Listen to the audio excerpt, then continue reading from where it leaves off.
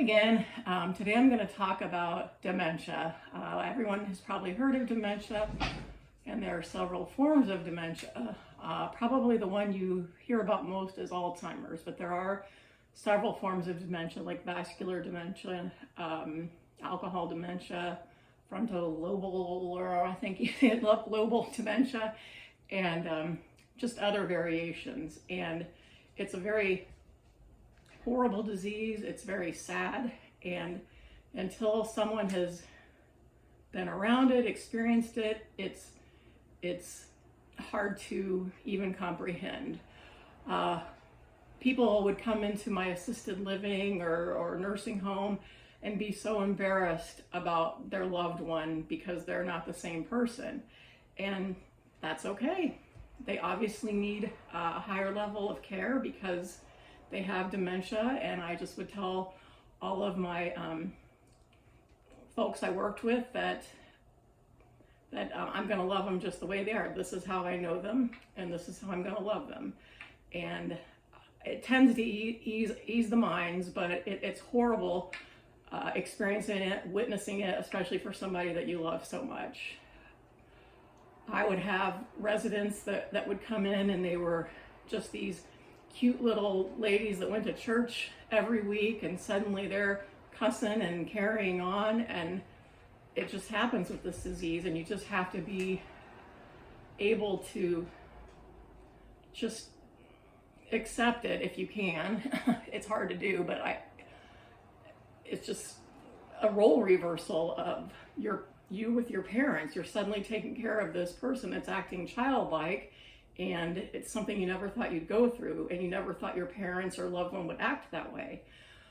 But it is a part of our culture. It's something that hopefully we'll find a cure for someday. But at this point, it's managing the disease and doing the best we can to protect those with dementia.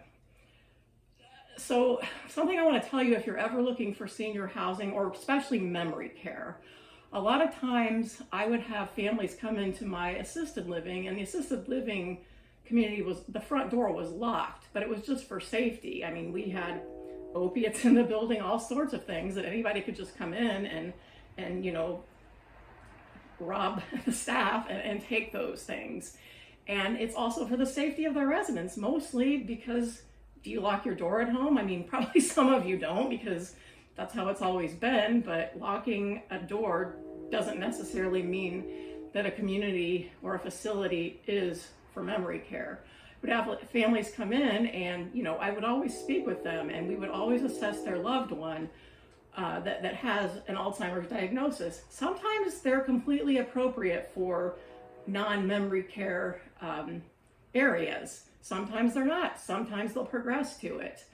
Families get super frustrated when their parents are living in regular assisted living, say for example, but we let them know that it's time for memory care, and they get very, very upset, which of course you're going to get upset because you want your parents to have continuity of care, you want them to have consistency, and you want them to be able to live out their days in the place that you've chosen. Hopefully the place would have a memory care unit, but if it doesn't, just be open to that suggestion, because dementia goes a lot further than just somebody trying to run away. When people have dementia and they're exit seeking, that can be extremely dangerous because they could slip out. It could be cold out, very, very cold. It could be very hot. It could be a neighborhood that's not the best, and they're out wandering. So when a place tells you that it's not appropriate for your loved one to go there, they need memory care, it's heartbreaking because you want them to be among regular people, and they're still regular people. They are just regular people that happens to have dementia. So things that people will say, they're like, well, your community's locked. Why can't my mom or dad live here? And Alzheimer's, dementia, all different forms of dementia are so much more than just being exit seeking. It's somebody that consistently asks the same questions over and over again. They're not doing it to be a pain in the butt. They don't remember. And with staffing the way it is in facilities, there just isn't enough one-on-one care to manage it. And so memory care geared towards people with memory issues, with dementia. And it's normally a smaller environment, not all the time, and it's just more programming for somebody with memory loss. So if you go into a building and say, oh, this would be great for mom, and you see somebody wandering around and they're confused, that can scare an old person too. If there's somebody with dementia, and it's not their fault, it's nobody's fault, but a lot of times people don't understand the disease. So if you go in and you see somebody wandering, maybe going in and out of residents' rooms, that's another reason why memory care is going to be more appropriate, because that tends to happen in memory care and staff is equipped for that. But if you have a little old gal or a little old man that's feeble, and they have somebody walking into their room and they're not sure why they're there, things can happen. They can jump up and be scared and break a hip. And now your mom's in, the hospital because somebody who was inappropriately placed in non-memory care accidentally, no fault of their own, scared her. And it's not a win for anybody, and it's not fair to that resident that has Alzheimer's, or obviously the one that has the hip fracture as a result of somebody coming in their room. So you have to keep that in mind. It's just not managing their, making sure they stay safe. That's a huge factor. That's one of the most important. But it's also reassuring to know that in memory care, they should be getting a better quality of life because they know how to manage that disease a little bit better in specialized dementia care. And it's tough to accept that with a loved one. But just know that it's a part of life. It sucks because you don't ever want to see that. You never thought mom or dad or a loved one would be doing the types of things that they're doing. And it's not because they're trying to not be a good person. It's part of the disease. So just keep in mind that it is sometimes appropriate if the memory loss isn't beyond a point where they're not able to be redirected. I mean, if they're able to be redirected, then it could be appropriate. But if you constantly have to redirect somebody and they keep asking the same thing over and over again, you have to remain patient with them. But it's also not appropriate because they just need a higher level of care. For example, I've been in a facility where I know somebody has dementia and they're sitting at the window and they look a little stressed out. And you're like, hey, Gladys, what's going on? Are you doing okay? And she's sitting there and she has dementia and she's saying, honey, I'm worried about my parents. They're supposed to pick me up from school and they're not here yet.